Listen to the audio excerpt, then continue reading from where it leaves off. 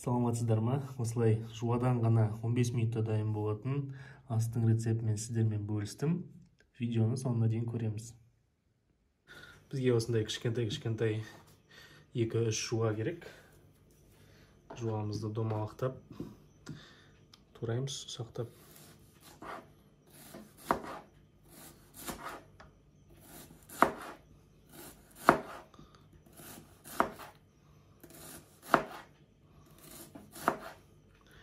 Осындай домалақтап турап аламыз.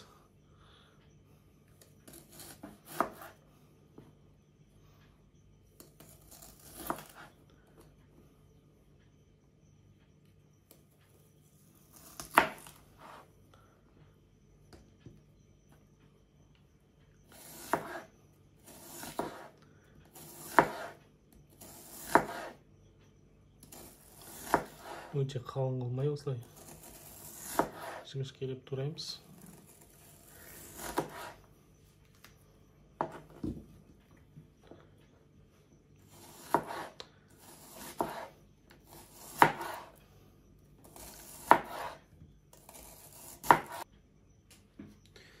Осындай дүкеннің дайын қатпарлы қамыры, ашытқысыз осындай дайындар сатылады. Осыны кішкене жайып аламыз.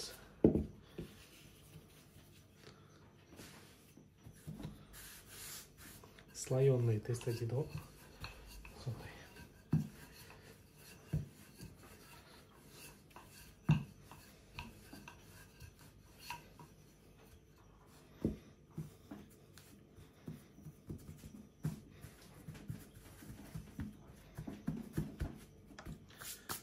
Осындай қалыңдықта жайып аламыз.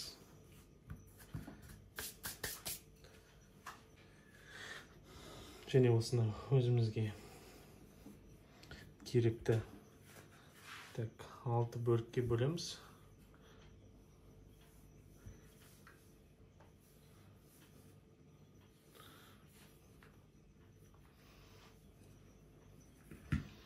Міне осындай қылып бөліп аламыз.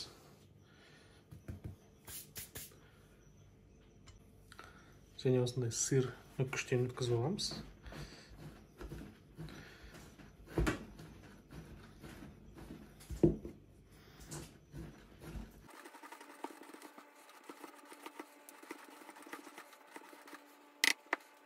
Енді бізге мынандай ерітілген сливочный май керек.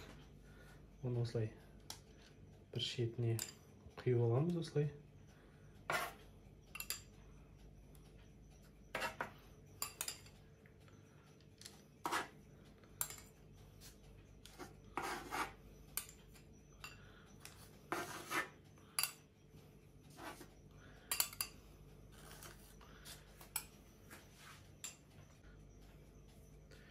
Және жаңағы туралған жуамызды осы майдың үстіне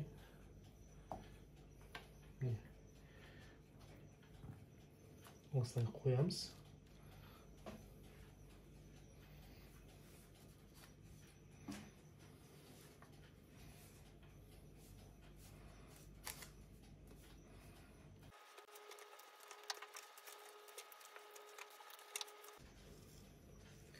Енді үстіне кішкене тұз себеміз.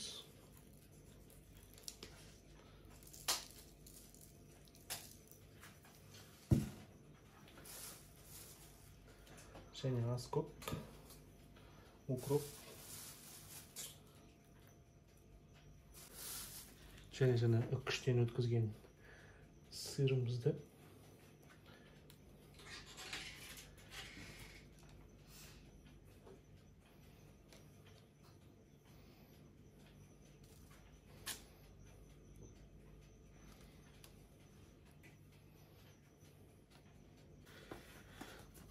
енді жаңағы қатпарлы қамырымызды алып осылай үстінен жабамыз. Және шеттерін осы қаттырақ басып дайындап аламыз. Міне осылай.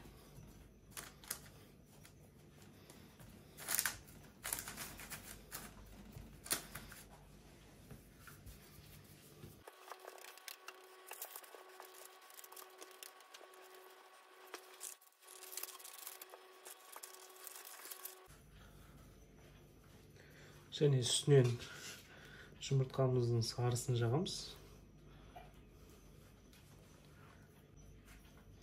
Так, жұмыртқамызды жағып болдық.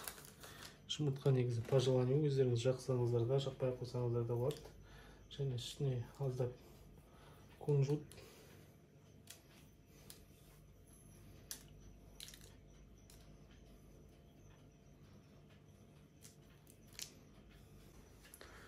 Так, 15 минут пешімізден пісті.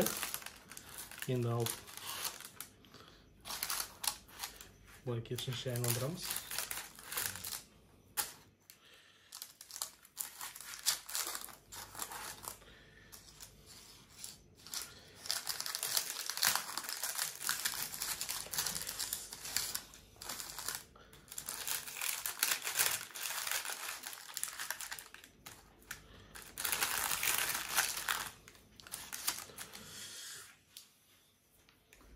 Енді осының үстіне кішкене сырымыздан салып жүреміз.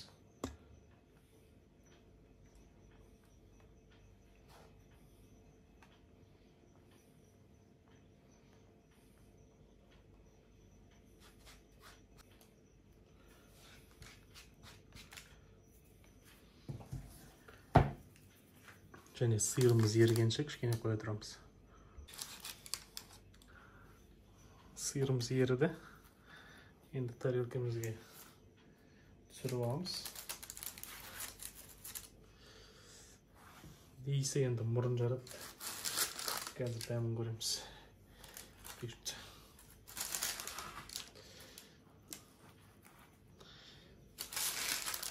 Тез, жылдам, необычный бірдеңе жегілеріңіз келсе, осыны жасасаңыздар болады. Так, енді бисмиллах деп дәмін көрейік. Міне ортасы. Жуа. Бисмиллах.